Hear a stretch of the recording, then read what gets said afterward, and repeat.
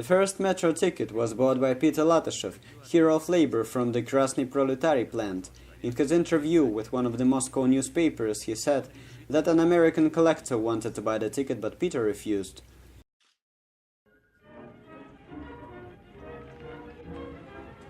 On May 15th, the Moscow Metro celebrated its 81st birthday, and an exhibition of retro trains was held at the Partizanskaya metro station. The Moscow Metro, reflecting almost the entire national Russian history of the 20th century, is increasingly attracting both specialists and normal citizens to its charms.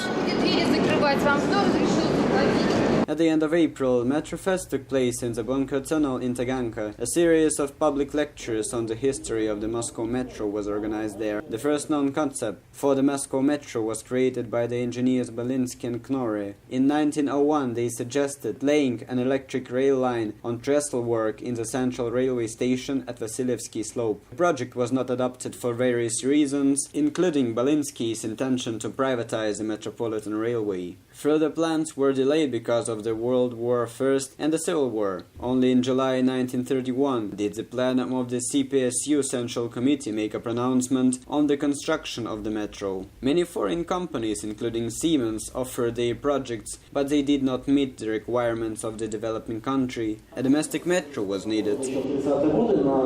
According to Alexander Popov, a famous blogger, the length of the platform built in 1935 provides for the efficient operation even now. In spring 1933, the Council of People's Commissars, Sovnarkom, adopted the scheme for the first metro line. An English jumbo was brought in for deep-level tunnel excavation. It was used mainly for concrete floors, as the walls were worked by hand.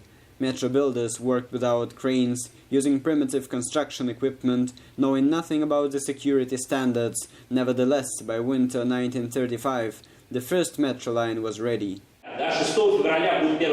According to Alexander Surikov, the author of the Metropolitan website, on February 6th, the first demonstration trips for strike workers were organized. The stations were developed, designed and built at the same accelerated tempo. Finally, on the 2nd of May, the metro was opened. The trains were not yet running, but people stood in queues to see the wonderful architecture of the stations. As Alexander Popov remarked, the Moscow Metro really was the best in the world at that time. On May 14th, the train started running, and on the 15th, the metro, with no solemn speeches or ceremony, opened its doors to the USSR citizens.